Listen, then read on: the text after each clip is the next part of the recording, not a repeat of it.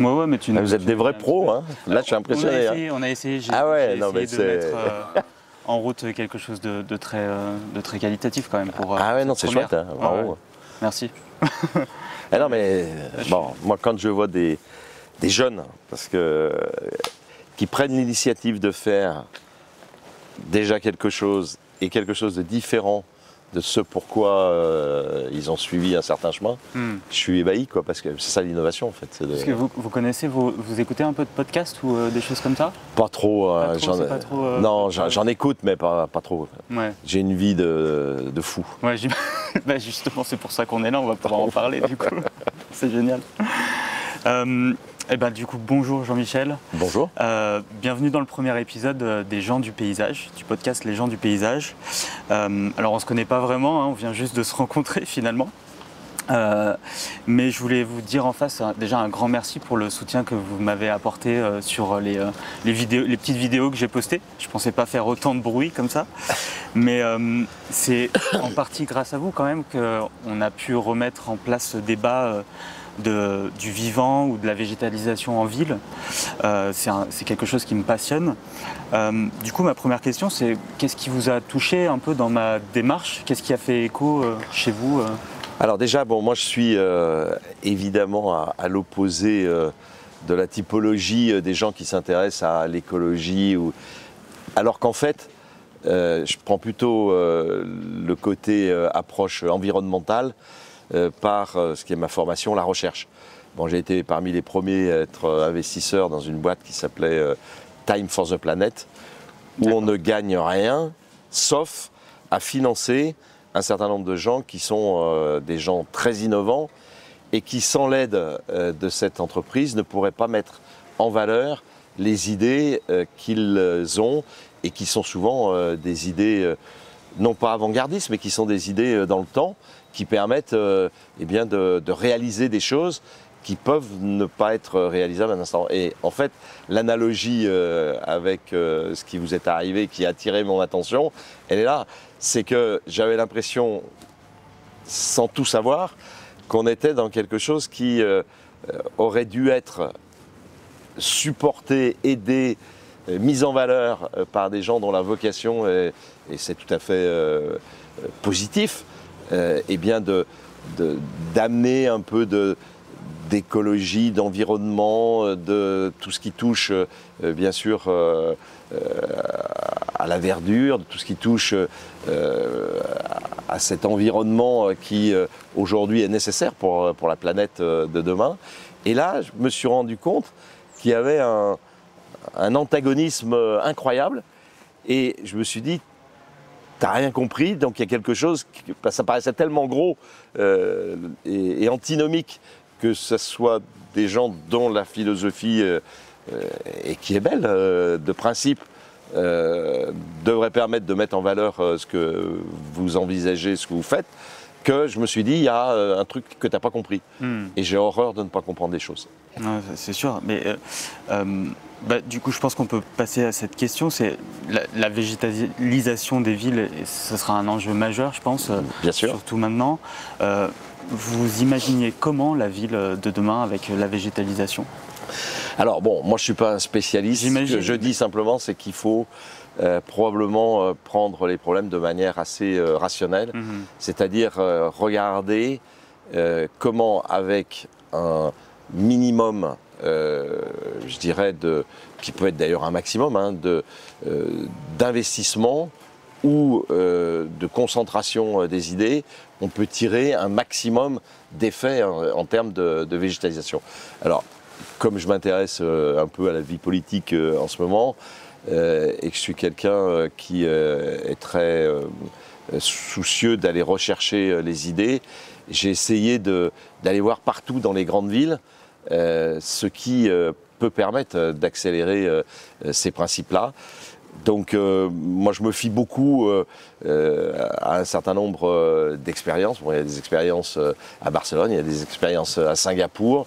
Là je reviens de Suisse où j'ai vu des choses en termes de végétalisation, mais aussi on a la chance d'avoir deux fleuves à Lyon qui sont en fait la base, l'eau est la base évidemment de tout cet environnement naturel. Et donc, voilà, donc je ne sais pas comment concrètement je m'y prendrai en ordre prioritaire, mais ce que je sais, c'est que c'est indispensable et que ça doit permettre par tous les gens qui ont cette connaissance, eh bien, bon, et le lieu ici inspire, j'allais dire à l'émerveillement, mais c'est plus que ça. C'est la sérénité. Bon, quand on a les activités que j'ai, on ne prend jamais le temps, et c'est un bonheur de venir ici échanger avec vous sur des sujets qui sont non seulement importants pour Lyon, et on est tous amoureux de Lyon, des Lyonnaises et des Lyonnais, mais qui est intéressant et indispensable pour la planète. Donc toutes les initiatives qui en matière de végétalisation sont, comment dirais-je, susceptibles d'être mises en valeur, eh bien, à mon niveau, il faut aller chercher les ressources qui vont permettre de les exploiter. Voilà.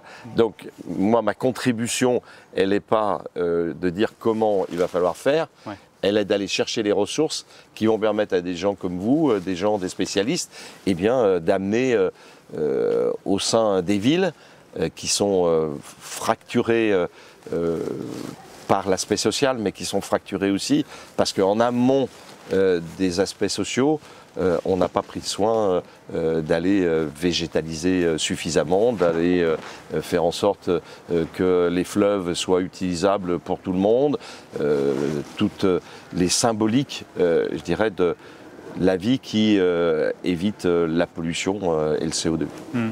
Ici, on est dans le jardin André Malraux. Est-ce que ça a une espèce de symbolique pour vous ou est-ce que...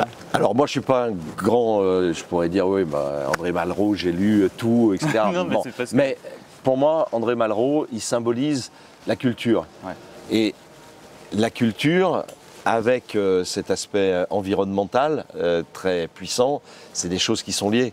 Donc évidemment, le fait d'avoir en plus des œuvres qui sont malheureusement cachées dans un lieu qui s'appelle André Malraux et avec des gens qui ont une volonté de joindre à la culture la végétalisation, l'environnement durable, comme on l'appelle aujourd'hui, bah oui, ça, c'est parlant.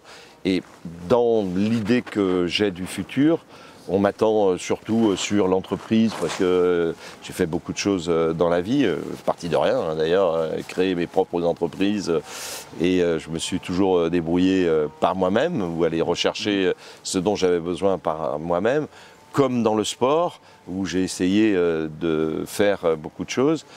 L'idée principale, c'est quand même d'essayer d'apporter d'une part un peu d'équité, un peu de sérénité.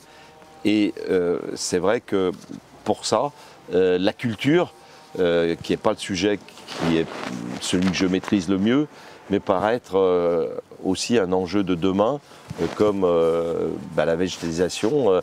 Et c'est pour ça que le lieu est magnifique, parce qu'il joint les deux choses de manière tout à fait harmonieuse. Et voilà. Bon. J'ai vu que vous avez grandi à l'Arbrel. Comment vous décririez ce... Enfin, qu'est-ce que vous voyez en repensant à l'Arbrel quand vous étiez très jeune? Moi, l'Arbrel, c'est le symbole de la simplicité, déjà. Parce que, bon... vous habitiez en ville ou vous habitiez peut-être un peu en Alors, extérieur? je suis né en ville, sur le bord de la Brévenne, parce que... la Brévenne, qui n'est pas un grand fleuve, mais qui est la rivière qui passe, donc j'habitais là. Et après, comme mes parents étaient directement, c'était des professeurs de français et de mathématiques, école publique à 100%, donc il y a eu un endroit qui s'appelait le Bizère, qui était juste au-dessus de la ville, et où il y avait en fait les logements des professeurs. Voilà. Ok. Donc, vos parents, ils avaient quelle sorte d'éducation envers vous? Est-ce que c'est quelque chose de touchy ou Non, pas du tout. Non, pas du tout. Moi, je suis, je dirais, pour expliquer les choses sainement. Et bon, j'ai eu la chance d'avoir des parents assez stricts sur le plan de l'éducation, mais qui, quand à l'époque, pour être majeur, il fallait avoir 21 ans. Et à 18 ans, quand bon, j'ai d'abord été écolier sur place, puis écolier en demi-pension à Tarare, donc je prenais le train tous les jours pour aller à Tarare. Et puis, parce que j'étais assez indépendant, je suis allé après à Villefranche, donc qui était le lieu où mes grands-parents vivaient. Mon grand-père était coiffeur rue Nationale, donc ça ne peut pas être plus caladois que ça.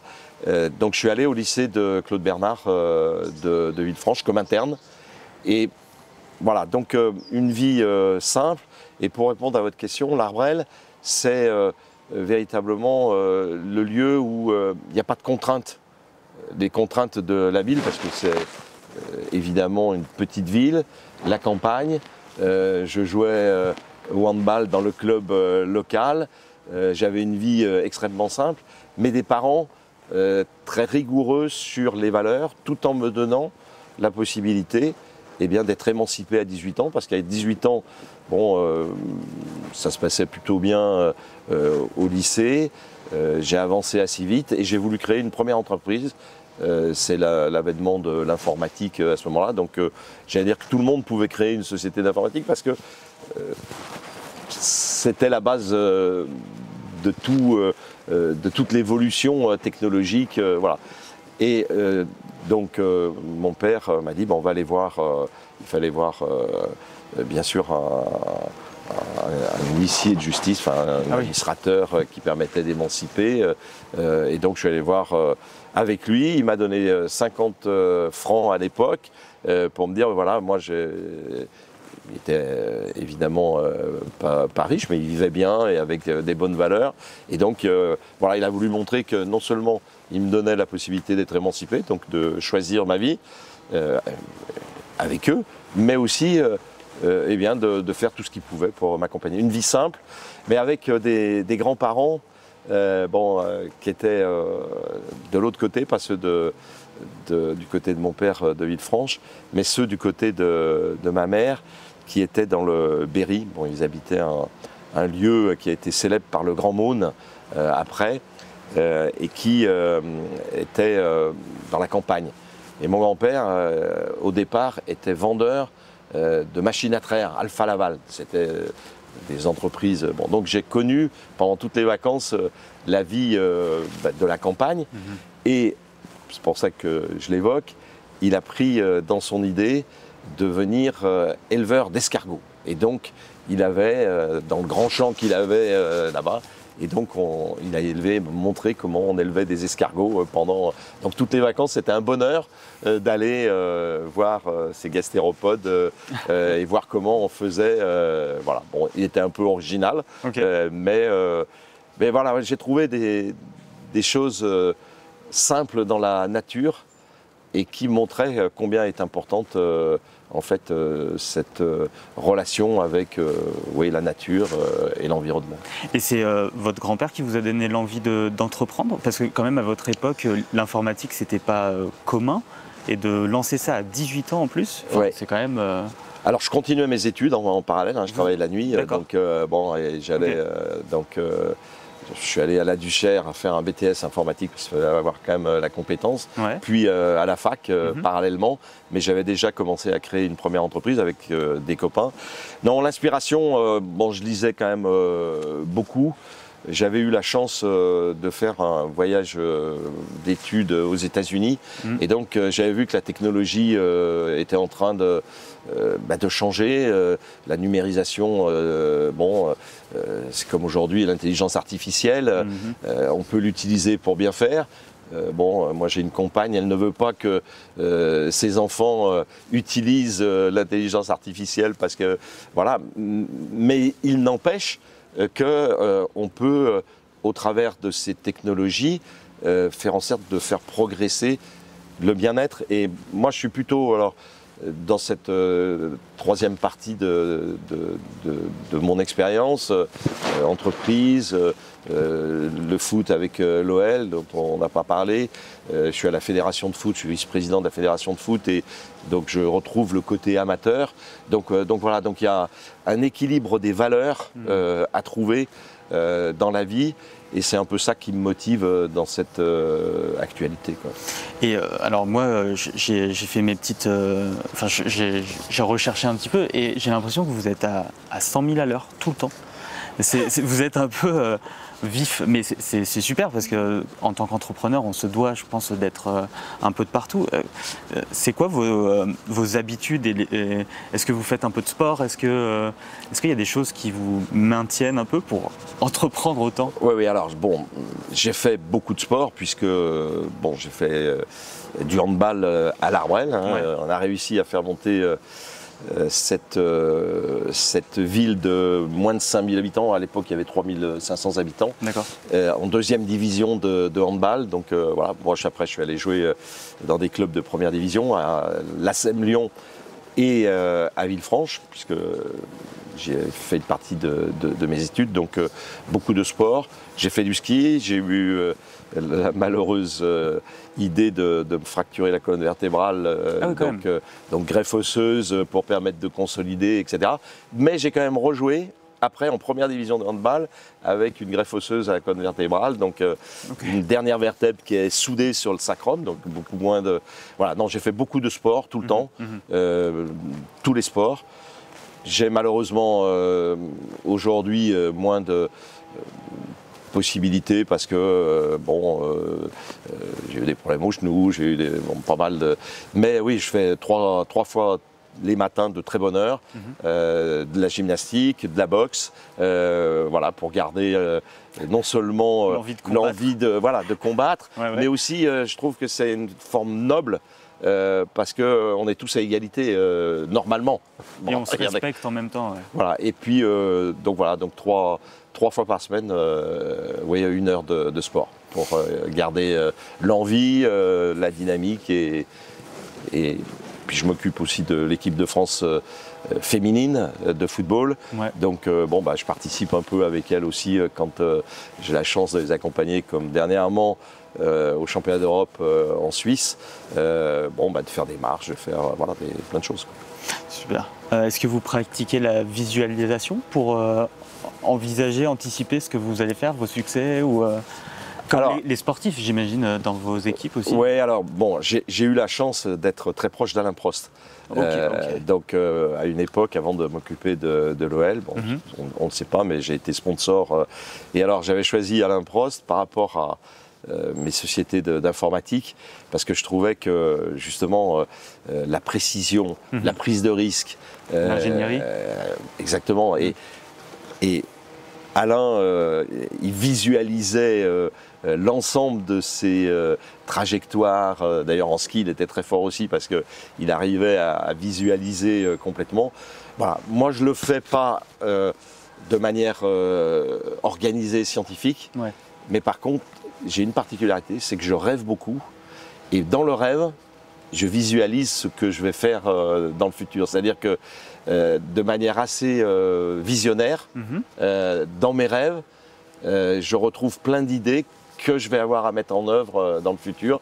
Donc voilà, c'est comme ça. Et ça depuis longtemps, vous avez des rêves un peu comme ça ou Ouais, alors bon, malheureusement j'ai eu des rêves prémonitoires de temps en temps dans d'autres choses que l'activité, voilà, mais sur ma partie d'anticipation, sur les technologies et en particulier dans toute la trajectoire.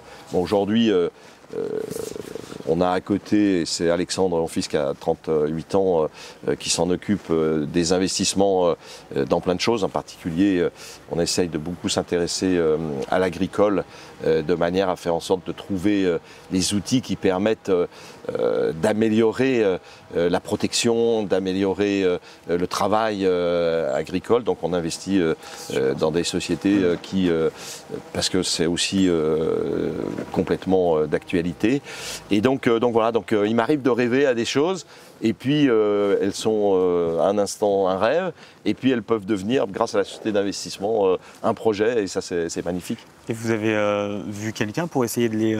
ou est-ce qu'ils sont très clairs? Enfin, je trouve ça assez marrant. Alors ils ne sont pas clairs, mais il y a toujours beaucoup de passé qui se transforme en vision d'avenir. Ok.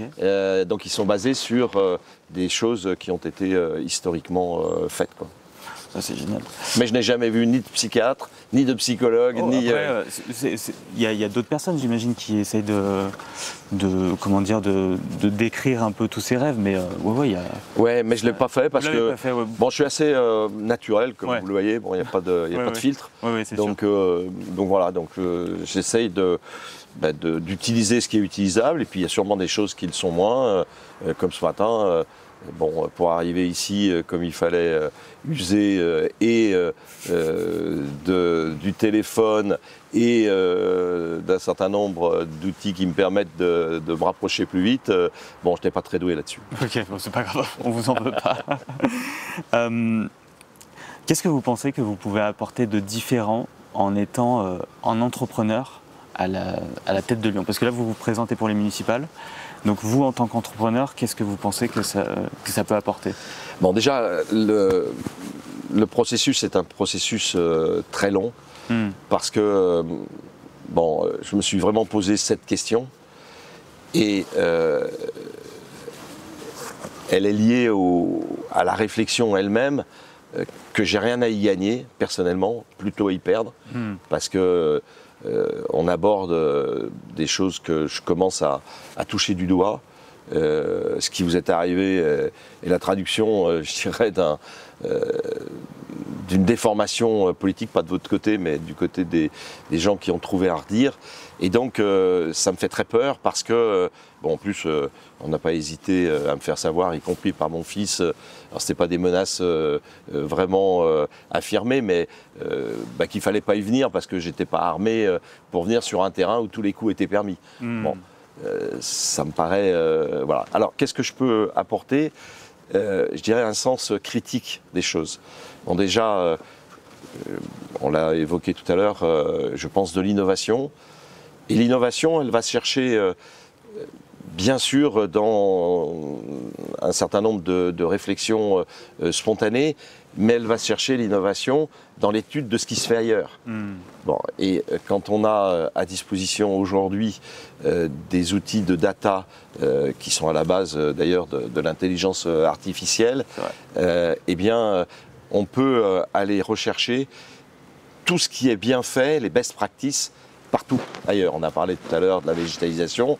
Bon, moi j'ai vu des articles, je lisais ce matin, parce que je prends des cours d'anglais pour améliorer un peu tout ceci, des articles sur des choses qui se faisaient à Singapour, des choses sur non seulement la végétalisation, mais ce que doit être une smart city en matière d'usage, en matière de bien-être pour l'utilisateur. Parce qu'en fait, être maire, c'est soit un péché d'orgueil, et c'est vraiment pas mon cas parce que j'ai vraiment hésité et jusqu'au dernier moment je vais hésiter, ou c'est au contraire la recherche du bien-être d'autrui.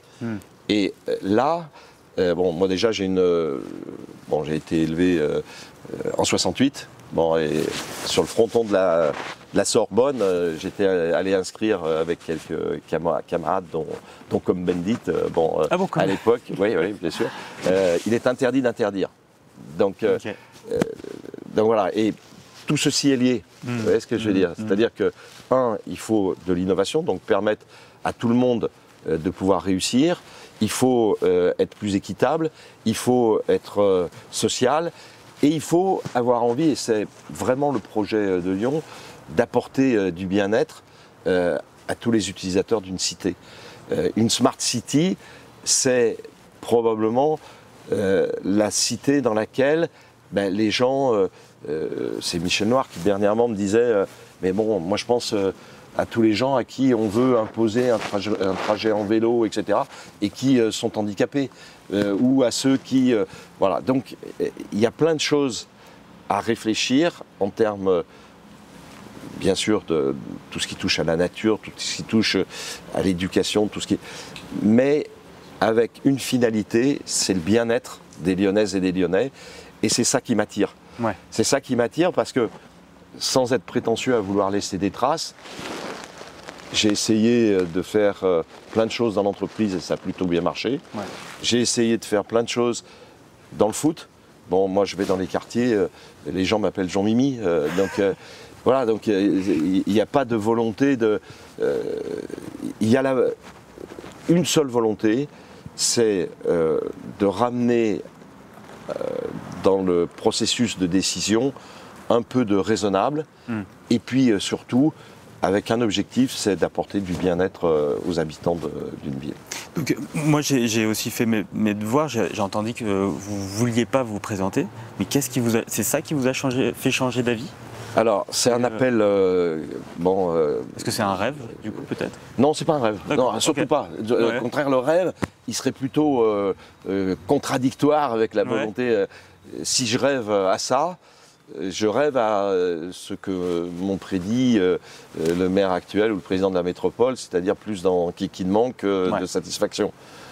Non, ce qui m'amène véritablement, c'est les gens des quartiers qui ont envie qu'on s'occupe d'eux. C'est j'étais dans la rue avant-hier au moment des événements. Du 10 septembre, c'est ça?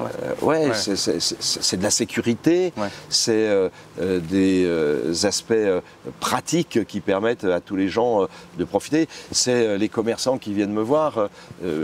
Hier encore, une commerçante à côté de la rue des Archers qui vient me dire: j'ai perdu 60% de mon chiffre d'affaires au cours des 5 dernières années. Alors, certes, elle était d'ailleurs tout à fait lucide. Il y a des choses qui sont, on va dire, partout les mêmes. Mais à Lyon, en ce moment, je suis en train de perdre ma vie parce que j'ai toujours été commerçante. Je n'ai rien d'autre. Je ne sais rien faire d'autre. Et donc voilà. Donc, non, ce qui véritablement c'est passé par un accord familial, c'est-à-dire que je ne voulais pas y aller compte tenu de ce qui m'était dit, si je n'avais pas trouvé l'harmonie et du côté de mon fils et de sa famille, des petits-enfants, et parce que c'est aussi pour eux qu'on essaye de se transposer dans quelque chose de meilleur. Et puis, avec ma compagne, qui a 3 jeunes enfants aussi, qui au début... quand on leur parlait de ça, était plutôt... voilà. Mais je ne peux y aller que si ils sont d'accord, et ils le sont maintenant, mais après avoir discuté sous l'angle qu'on évoque aujourd'hui, c'est-à-dire qu'est-ce que ça va apporter aux autres, et qu'est-ce qu'on peut, sur le plan de l'intérêt général, imaginer plutôt que sur sa propre personne, où il y aura évidemment un certain nombre d'inconvénients. Il nous reste... 3 quarts d'heure, ouais. Ah non, pas 3 quarts d'heure. Bah si. Non. 10h30, on a commencé à 10h30. Non, il est 11h, oui, si, il a raison. Ouais, c'est ça. Excusez-moi, Elisabeth, vous allez m'en vouloir. Mais moi, on m'a dit jusqu'à midi moins de quart. C'est ça. Très bien. Vous pensez qu'on peut créer ou renforcer à Lyon un écosystème qui encourage les initiatives pour les entrepreneurs? Alors, évidemment, ça fait partie aussi de la dynamique que l'on peut inspirer. Moi, je suis parti de rien. Donc, j'interviens d'ailleurs dans énormément, aussi bien des grandes écoles, pour aller expliquer le process de création d'entreprise, qu'une expérience qui est fantastique, qui est celle de Sport dans la ville. Sport dans la ville, c'est une association pour les jeunes des quartiers qui, par le sport, explique qu'on peut arriver à un certain nombre de choses. Alors moi j'ai d'ailleurs des joueurs de l'Olympique Lyonnais qui sont passés par Sport dans la ville. Je pense à Rachid Ghezal qui revient à Lyon après une carrière un petit peu partout. Bon, ses premiers pas dans le football, il les a fait à Sport dans la ville. Et ils ont créé dernièrement 2 structures qui sont des structures pour les startups, de création d'entreprises, pour des gens qui soit ne sont pas allés dans les écoles adéquates, soit n'ont pas, comme la plupart des jeunes qui démarrent, évidemment, les moyens. Et l'idée, c'est de montrer que par l'innovation, par l'envie, par aussi la présentation des choses, eh bien, on peut attirer des investisseurs, des gens compétents. La règle, de toute façon, dans l'entreprise, c'est d'être entouré. Ce que ne font pas souvent les politiques, c'est qu'ils s'entourent de conseillers politiques. Alors, et c'est l'une des premières mesures que j'ai inspirées, c'est de dire, moi je ne veux pas de conseiller politique. Je veux la bonne personne à la bonne place, qui est plus compétente que moi dans le domaine que j'ai à traiter. Et c'est comme ça qu'on réussit dans les entreprises. Donc oui, on va développer tout un programme, et en particulier, je veux profiter des Jeux Olympiques 2030. Le COJOP, qui est la structure, est basé à côté de l'ensemble du groupe AMA, de tout ce que j'ai développé en tant que président de l'Olympique Lyonnais. Et je pense qu'on peut non seulement ici développer un cluster pour les jeunes entrepreneurs, mais en particulier sur toutes les thématiques de la nature et de l'écologie. Okay. Parce que la montagne en 2030, est-ce qu'il y aura de la neige, de l'eau voilà. Et donc, déjà là, on a une thématique. On en a une ou deux autres qui sont en cours sur des choses qui peuvent apporter, en particulier sur soit le handicap, soit sur l'équilibre social, sur, par exemple, il y a un truc tout bête, la solitude des aînés.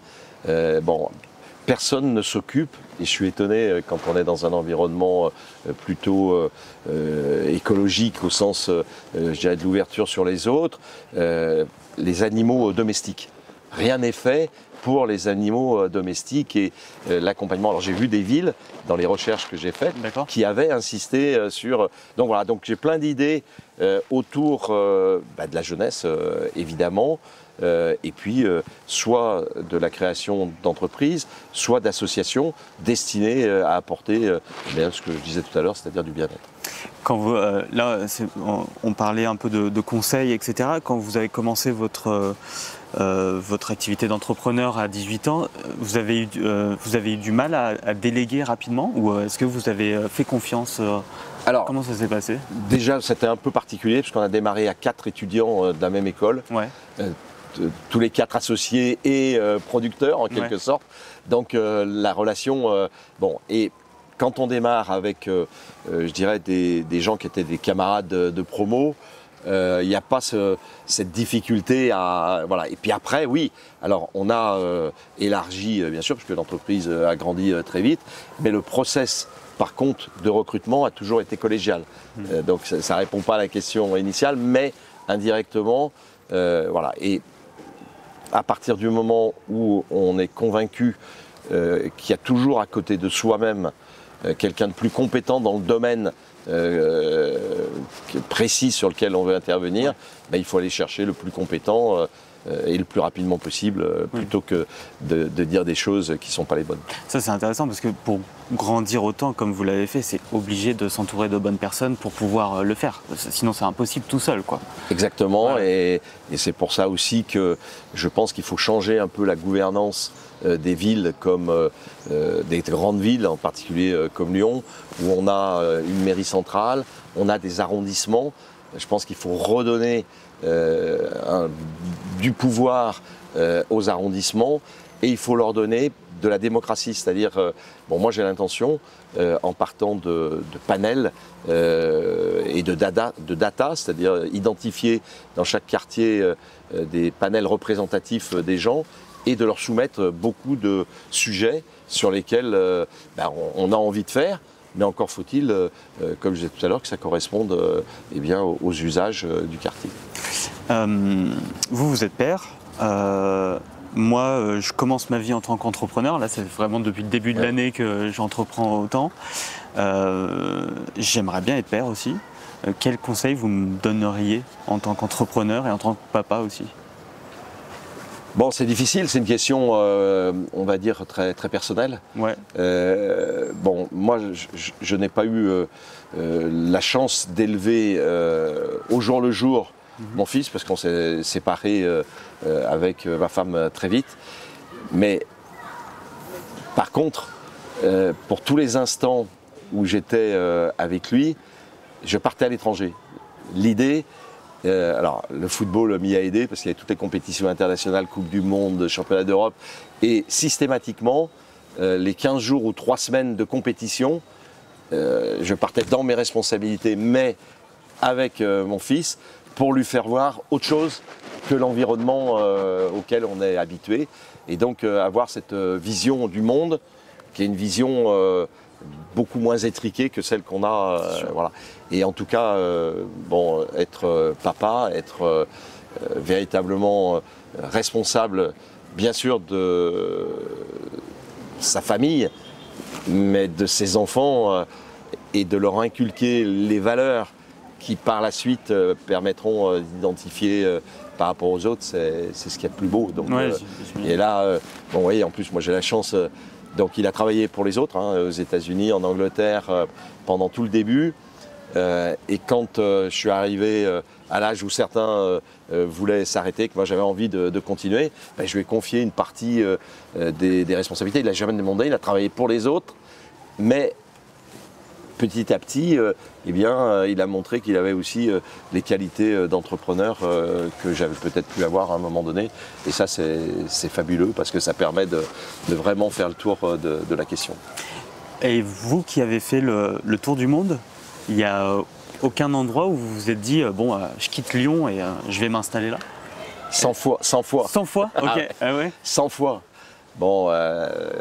Pourquoi? Parce qu'il y avait, c'était des moments qui étaient compliqués ou vous vous êtes dit, oh là. Non, mais ils avaient résolu à un instant donné le sujet que j'arrivais pas à résoudre. Ok. Ou parce que dans des endroits magnifiques, ben, il y avait en termes de préservation de la nature des choses qu'on ne pouvait pas faire ailleurs. Aussi civilisations avec des religions totalement différentes de celles qu'on pratique, mais avec des principes qui... donc oui, bien sûr. Mais par contre, ce qui est pas trop commun à Lyon et dans les grandes villes, bien qu'ayant réussi, j'ai toujours souhaité rester à Lyon, humainement, socialement, fiscalement, voilà. Parce que pour moi, ce serait inconcevable de quitter la ville pour laquelle on a travaillé, dans laquelle on est, non pas né, mais enfin c'est tout comme, et pour laquelle, je dirais, on a envie que l'environnement soit meilleur. Est-ce qu'il y a un endroit, soit à Lyon, soit autre part dans le monde, qui vous a particulièrement marqué? Est-ce qu'il y a quelque chose, bon, soit en vacances, soit... Ouais, il y en a beaucoup, hein.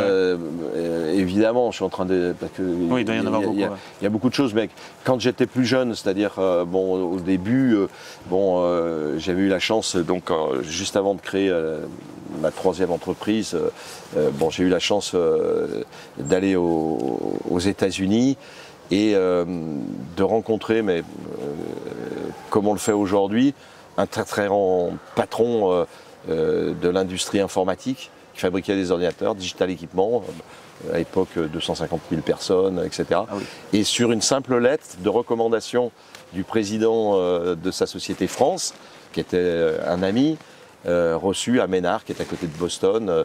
Okay. Il habitait une sorte de vieux château pour pouvoir, comment dirais-je, être pas au contact direct de tout, mais de pouvoir réfléchir, d'avoir autour de lui, voilà. Et je suis revenu non pas avec des aides économiques, mais avec plein d'idées sur le fait que c'était possible de réussir. Ce qui m'a marqué d'une manière générale dans ma vie, c'est les rencontres humaines. C'est Bernard Tapie à un moment donné, parce qu'il avait peur de rien, l'éloquence. Alors, tout n'était pas bien, tout n'était pas parfait, et entre autres, il a raté sa vie politique, donc voilà. Mais, c'est sûr. Mais Alain Prost, plein de chercheurs, de gens absolument. Donc, moi, je dis toujours aux jeunes, quand j'essaye d'expliquer comment on peut mieux réussir et trouver les solutions, il faut, à chaque fois qu'on a la possibilité de rencontrer des gens différents et qui ont une expérience réussie de la vie ou des valeurs, ben, il faut...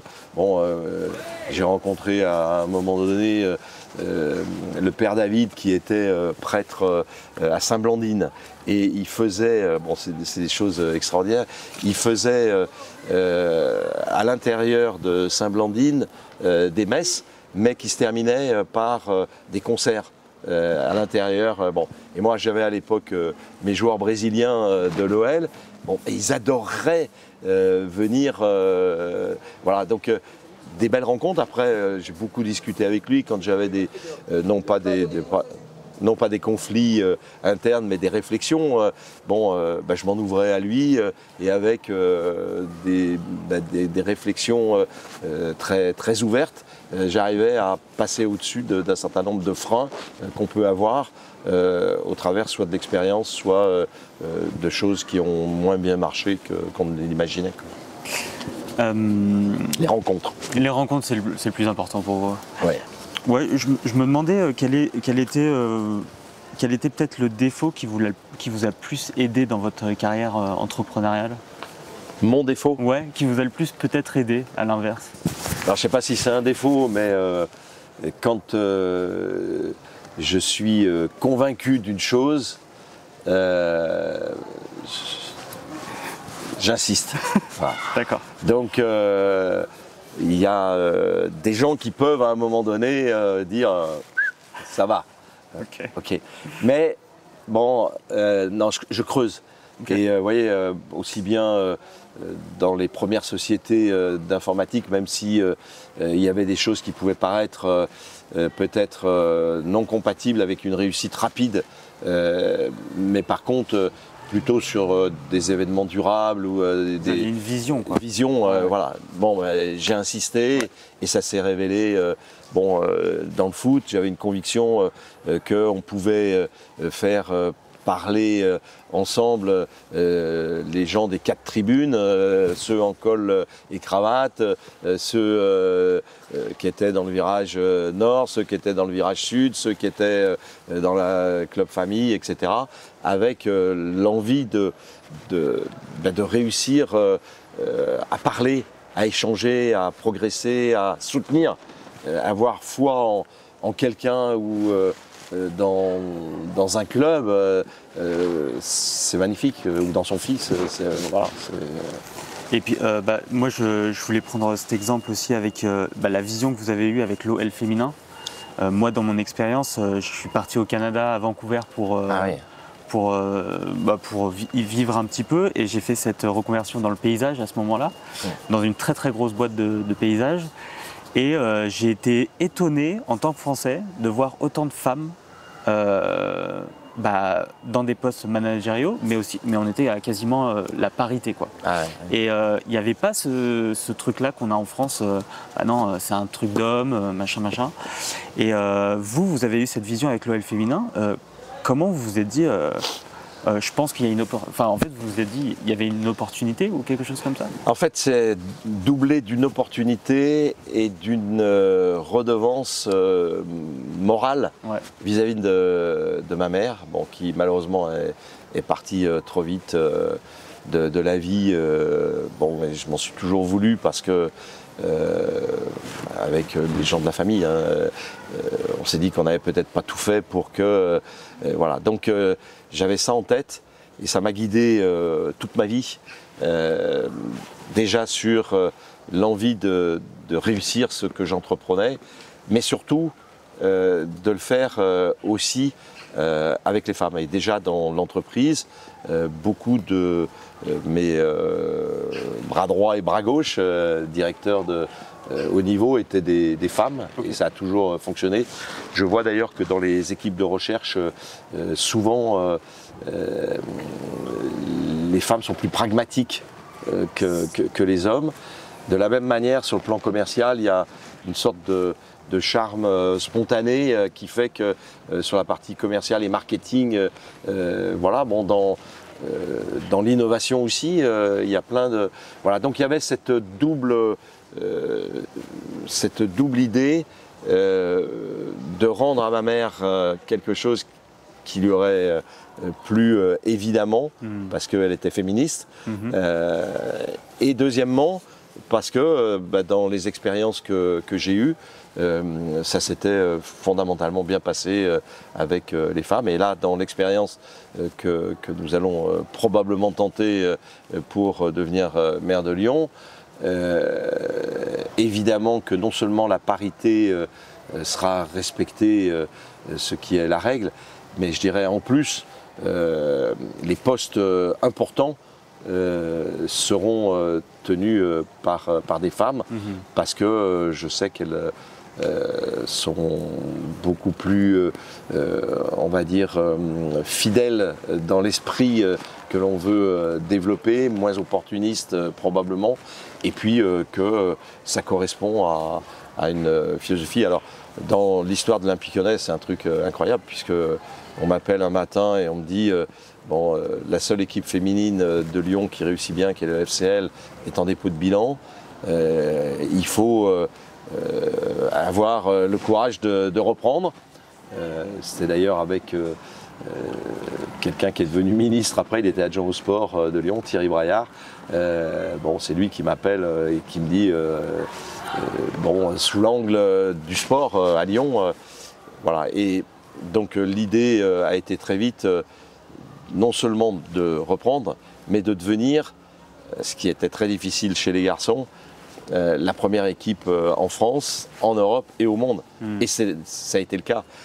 Et quelques temps après, d'ailleurs devant la réussite, comme j'avais quand même pas mal de relations avec les États-Unis, et qu'aux États-Unis, comme soccer, au Canada, le sport féminin et le soccer en particulier est à la base en liaison avec l'université. Ouais. Je suis allé racheter une équipe féminine à Seattle, donc traverser à côté de Vancouver. C'est pour ça que ça m'y a fait penser. Et et ça a été une réussite incroyable. Ça m'a permis de participer à la ligue, la NWSL, donc qui gère le football féminin américain. Et puis cette équipe a pris une valeur incroyable. Et quand John Textor est arrivé, et j'en profite que c'est pas moi qui ai voulu vendre, c'est pas moi qui ai choisi Textor, et comme je sais que certains de gens qui m'aiment pas trop ou qui ont envie laissent penser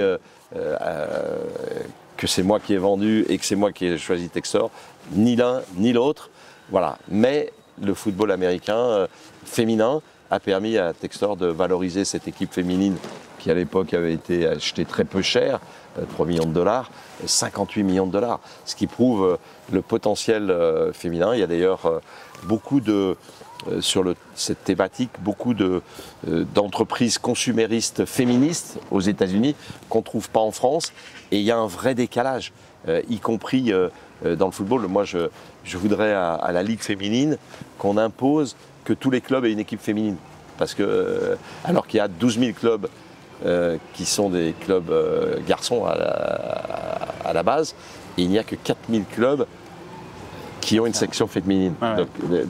Donc on n'est pas dans la parité. Non, voilà. Donc c'est mon combat de développement à la fédération. C'est quoi les clés pour être un bon manager quand on dirige l'OL, la Cégide, l'OL féminin, tout plein de personnalités différentes? Déjà, je pense qu'il faut rester simple. Ouais. L'empathie est un élément fondamental du management. Je pense que, bien sûr, il y a plein d'autres choses qui permettent, mais l'empathie, la délégation, on ne peut pas, si on a un peu d'ambition, être plus performant que 5 personnes compétentes à côté de vous. Donc pour ça, il faut non seulement les choisir, mais il faut déléguer vraiment. Et pour moi, l'entreprise telle qu'elle soit dans le foot, qu'elle soit dans le numérique, qu'elle soit dans une mairie, elle impose d'avoir une délégation extrêmement forte et des gens compétents qui soient à chaque point où on veut développer la structure, et surtout qui soient en relation avec leur temps. Donc il faut avoir beaucoup d'innovation. La disruption dont on parle à un moment, il faut absolument la mettre partout en pratique, et en particulier dans la politique. Et vous pensez que justement, là, le gros sujet, c'est quand même l'intelligence artificielle. Vous allez beaucoup l'utiliser, vous voulez vraiment aller dedans et prendre ça de... Ouais, je pense que l'intelligence artificielle, c'est l'utilisation d'un certain nombre de données. Ouais. Donc, ce qu'il faut, c'est la data.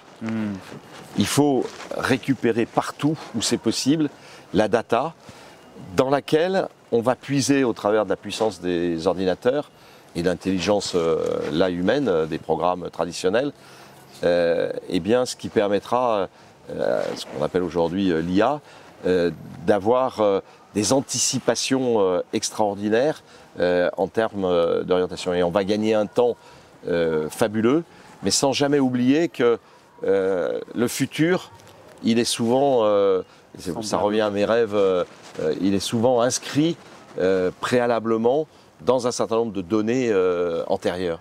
Donc voilà, donc oui, bien sûr, l'intelligence artificielle, il faut y croire. Et bon, c'est comme si à l'époque où moi j'étais à l'école, on avait considéré que la calculette, il fallait pas l'utiliser. Bon, oui, si, ça faisait gagner du temps et ça n'empêche pas d'être intelligent, évidemment. Bon, l'IA, mais c'est un changement fondamental. Ouais. Ça va permettre de se concentrer sur les tâches essentielles pour faire en sorte que tout ce qui peut être mécanisé soit fait. Et l'IA ne supprime pas à terme d'emplois, va en créer de manière, mais des différents. Et qui seront beaucoup plus valorisants, je pense que voilà. Donc il faut y croire. Faut pas non plus peut-être l'utiliser trop vite partout. Bien sûr qu'on peut tricher avec l'IA. On peut aller au bac et si on a l'information préalable. Voilà, mais il ne faut pas voir ça, parce qu'autrement, si dans la vie on ne voit que le côté négatif des choses, on ne progresse pas. Et l'intelligence artificielle, c'est la data qui aujourd'hui est accessible par des ordinateurs, des computers d'une puissance extraordinaire, permet de gagner du temps, d'être plus performant.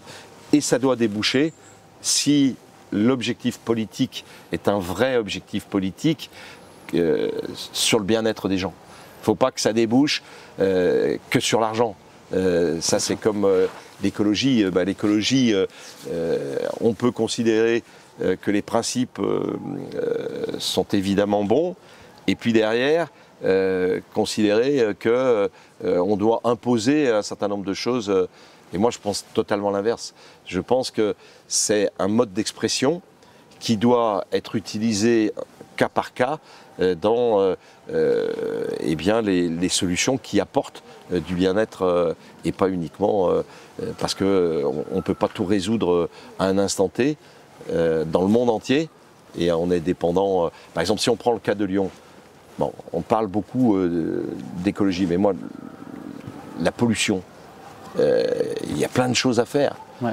Mais la première source de pollution à Lyon, c'est le tunnel de Fourvière. Et ça fait des décennies que pour des raisons politiques, on ne veut pas faire ci, on ne veut pas faire ça, on veut pas...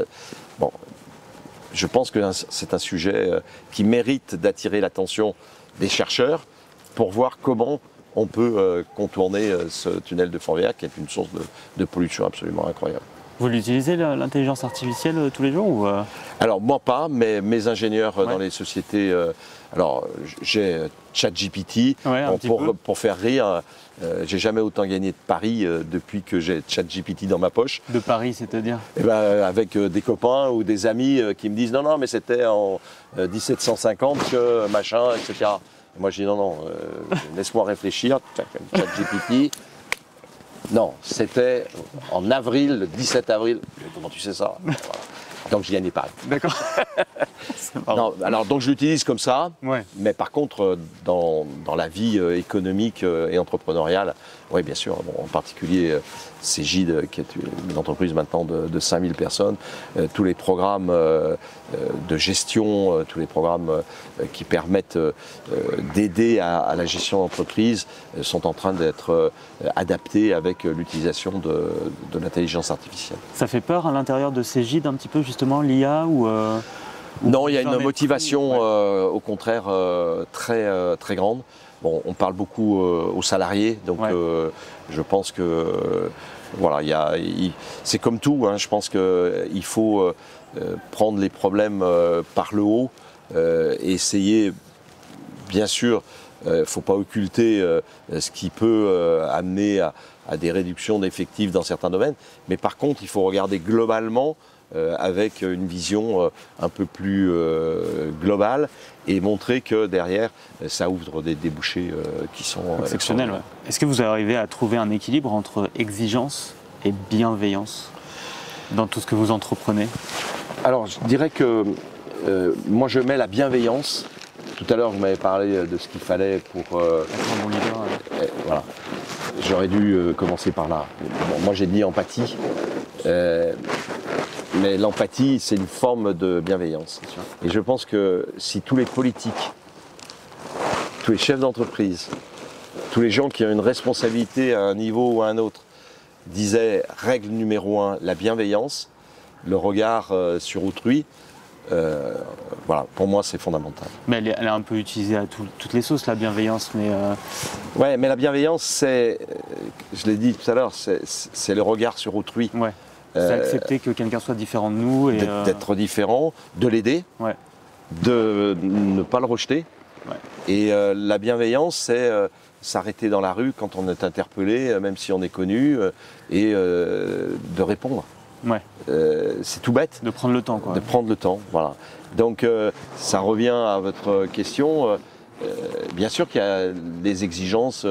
L'exigence, c'est de travailler peut-être 15 heures par jour, mais en ayant dans ces 15 heures par jour beaucoup de bienveillance pour tous ceux qui vont faire en sorte qu'on va être moins productif. Ouais.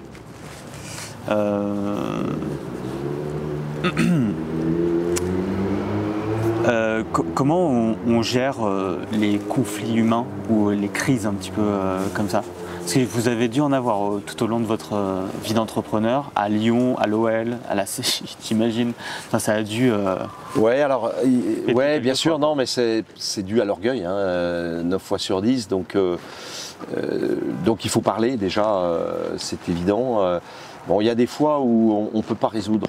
Il n'y a pas de solution. Parce que, même si vous faites preuve de bienveillance, d'écoute, même quelquefois d'humilité en faisant marche arrière sur des positions qui vous paraissent essentielles, il y a des fois où ça ne peut pas...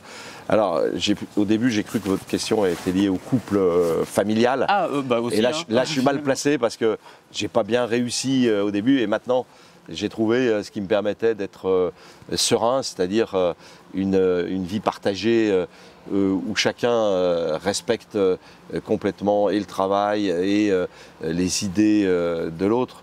Mais c'est un peu pareil dans la société. Je crois que vous parliez tout à l'heure de bienveillance. Il y a le respect mutuel qui aide. Bon, dans la vie de tous les jours, c'est très difficile et on voit cette ville de Lyon qui est fracturée parce que plutôt que de dire on va faire tout ce qui permet aux gens qui aiment le vélo de faire du vélo, aux gens qui veulent se rapprocher de leur travail, d'avoir des transports en commun qui soient... immédiatement, le débat se cristallise sur... C'est pour ça que moi j'ai dit dans mes propositions, si j'y vais, encore une fois, pour moi, je pense que jusqu'à un certain niveau de rémunération, le transport en commun, il doit être gratuit. Alors, c'est pas une volonté d'afficher des idées qui seraient... Mais il faut investir dans le transport en commun parce que c'est nécessaire pour la société. La finalité, c'est que... Et donc, il faut l'utiliser. Et pour l'utiliser, eh bien, il faut lever les barrières. Alors, c'était d'ailleurs marrant parce qu'hier, je faisais une petite visite au funiculaire et j'étais avec des jeunes et moi, j'avais pas ma carte TCL. Ils m'ont dit, il n'y a pas de problème. On fait passer. Et donc, je suis passé. Voilà. Et je me suis dit dans ma réflexion, comme quoi vouloir donner la gratuité, c'est aussi éviter à tous ceux qui... voilà. Alors, bon, je l'ai limité à un certain niveau pour, je dirais, un peu l'éducation, le principe. Mais voilà, et discutait, parce qu'on m'a expliqué qu'à Montpellier, où il y a beaucoup d'étudiants, ouais, exactement. la gratuité, donc j'ai appelé le maire et je me suis fait expliquer ses principes.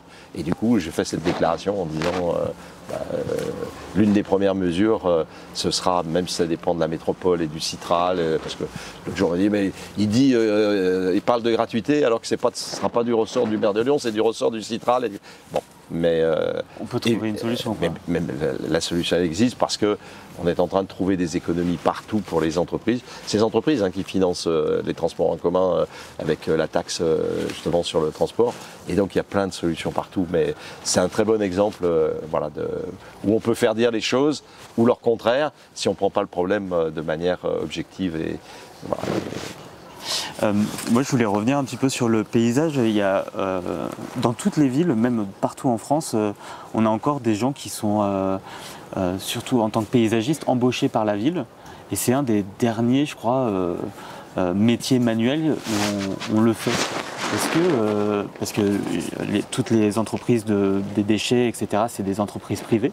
Mais le jardinage, en tout cas, c'est encore, enfin le jardinage, les paysagistes, c'est encore quelque chose qui appartient à la ville. Alors moi, j'ai essayé, j'ai vu des offres d'emploi pour le parc de la Tête d'Or, pour devenir chef d'équipe ou des choses comme ça. Et quand j'ai vu les rémunérations proposées ou comment je pouvais évoluer là-dedans, eh ben, ça m'a tout de suite déchauffé. Donc, qu'est-ce que vous en pensez déjà d'une c'est un grand sujet, j'imagine. Mais non, mais c'est un sujet qui est éminemment politique. Certains pensent que le fait d'avoir plus d'employés, ça donne du pouvoir. Et à l'inverse, je pense que quand on est dans une organisation soit municipale, soit je dirais gouvernementale, soit toutes les institutions ont tendance, pour soi-disant donner l'exemple, à ne pas répartir ce qui est obtenu. Et donc moi je suis foncièrement contre, je suis pour la sous-traitance. D'une part parce que ça crée de l'emploi, ça crée des entreprises, et je pense que quand on est dans son entreprise et qu'on a un certain nombre de choses à réaliser, on a encore plus envie que quand on est salarié qui plus est mal payé, de très bien faire les choses. Donc ça n'est pas vrai que pour cet aspect-là. Par exemple, c'était sûr. Je l'ai entendu. C'est quand il n'est pas content? C'est quand il n'est pas content. Magnifique. C'est les aléas du direct. Non, parce que vous savez de quoi j'allais parler? J'allais parler de l'eau. Magnifique. Parce que quelques municipalités font confiance à la sous-traitance en matière d'eau, et d'autres, au contraire, internalisent pour créer de l'emploi, etc. Et résultat, 9 fois sur 10, la qualité de l'eau dans les villes, quand elle est gérée en interne, elle est bien moins élevée que quand elle est sous-traitée, parce qu'il y a tout un tas de relations qui se créent, qui fait qu'on est plus exigeant, et puis que les gens qui travaillent dans leur société sont meilleurs. Vous qui avez bâti un stade quand même à Lyon, j'ai vu qu'on vous surnommait le bétonneur. C'est quelque chose, mais bon, il y a toujours des gens qui ne sont pas contents, qui sont là pour critiquer. Vous percevez comment la place du patrimoine et de la mémoire dans une ville qui avance comme ça, comme Lyon? Bon, c'est essentiel parce que peu de gens savent que Lyon s'appelait Luc du Nôme déjà, et donc voilà, donc c'est une histoire, et je pense que le patrimoine, c'est le lien avec la culture. Et de la même manière que je vais, si j'y vais, essayer de pousser le sport, mais le sport où tout le monde, et en particulier le sport féminin, si vous voyez la catastrophe des vestiaires féminins dans la ville de Lyon en termes de qualité, d'identité, et pour la culture et pour le patrimoine. Voilà, donc moi j'ai l'intention de m'entourer de plein de gens qui sont des gens qui connaissent parfaitement cet environnement historique du patrimoine pour déboucher sur la culture. Parce que la culture, c'est l'indépendance, c'est la liberté, c'est aussi une forme d'intelligence. Voilà, donc c'est l'accent où l'on ne m'attend pas dans cette volonté d'aller à un moment ou à un autre à la mairie, c'est de faire en sorte que sur le plan de la culture, il puisse y avoir cette attractivité de la ville, parce que quand on parle culture, on parle patrimoine et on parle évidemment d'attractivité. Voilà. Donc je fais une relation. Alors je vais vous parler d'autre chose, mais ça m'est sorti d'idée, mais ça va me revenir dans la discussion, parce que c'est important d'avoir cette vision où les gens peuvent et faire du sport et aussi toucher à toutes les formes de culture. Et je crois que l'intérêt pour les jeunes en particulier, c'est le patrimoine qui l'amène et qui crée cette relation avec la culture. Et quelles sont les valeurs que vous voulez défendre pour vos petits-enfants, pour vos enfants? Qu'est-ce que vous pensez que vous défendez pour eux, comme l'exemple que vous voulez donner? Oui, alors c'est difficile parce qu'il y a plein de... et comme j'ai dit, il y a plein de choses qui évoluent, et puis là, on est dans un monde disruptif. C'est clair que parler d'environnement durable il y a 20 ans, voilà, donc mes petits-enfants, déjà, bon, je souhaite qu'ils aient une vision positive de la famille. C'est-à-dire qu'il n'y ait pas d'agressivité, il n'y ait pas de... Voilà. Après, je pense qu'il faut qu'ils vivent le monde, c'est-à-dire qu'ils voient autre chose, même si Lyon est une ville magnifique, etc. Donc c'est l'étranger, il faut qu'ils parlent couramment au moins une ou deux langues pour pouvoir échanger et voir des choses différentes. Et puis, bon, vous l'avez compris, moi je suis quelqu'un avec beaucoup de cœur, beaucoup de très sociable, tous les aspects d'équité, d'égalité. Ben, je voudrais que voilà, il soit, mon fils l'a été, très discret, même quand voilà, on a un nom qui peut être connu. Bon, je cite toujours Alexandre, il n'est jamais allé au stade dans la tribune officielle. Il était avec les groupes de supporters. Et personne ne savait que c'était le fils du président, ou etc. Ben, c'était voilà. Son choix ou c'était votre... C'est son choix. C'était son choix. Ouais. Moi, j'aurais voulu qu'il soit plus proche de moi, parce qu'il y a des fois, le cœur il bat très fort et on a besoin de... Voilà, non, c'était son choix. Et bon, donc voilà. Donc je pense qu'il faut... l'humilité est une grande qualité. Voilà. Les langues, voir le monde. Faut voyager, Moi, je regrette une chose, c'est d'avoir voyagé au travers des entreprises, mais avoir la possibilité de faire le tour du monde en étant, comment dirais-je, en n'ayant pas encore d'idée arrêtée sur tout, je pense que ça donne une ouverture qui est très, très différente. Et puis bon, le monde est quand même un monde qui est divisé. Je ne parle pas uniquement des guerres actuelles et des oppositions humaines, religieuses, de confession. Je parle d'économie. La richesse, elle est bien sûr mal répartie, mais ça veut dire qu'il y a des endroits du monde qui sont... voilà, donc... c'est peut-être lié aussi à l'expérience. Quand on arrive dans une troisième partie de sa vie et qu'on a à peu près bien réussi les deux autres, on a envie de rendre à la société ce que la société a apporté. Et donc, voilà, donc il y a énormément de choses à savoir. Et quand on est jeune, on ne le sait pas. Bon, moi, je l'ai su beaucoup plus tard. Et donc, voilà. Donc, puis la simplicité, c'est aussi... je pense, un élément qui sauvegarde d'erreurs individuelles. J'ai une dernière question. En général, c'est la plus difficile. C'est pas la plus difficile, elle est bien celle-là. Alors attendez que je la retrouve. Avec l'expérience, est-ce que vous avez le sentiment que, comme un jardinier, vous plantez des arbres pour les générations futures? Alors c'est une vision qui est étonnante, parce que dernièrement, j'ai eu à abattre un arbre dans mon jardin. Et donc je suis allé voir, c'est une entreprise, hein. J'ai pas de salariés pour ça.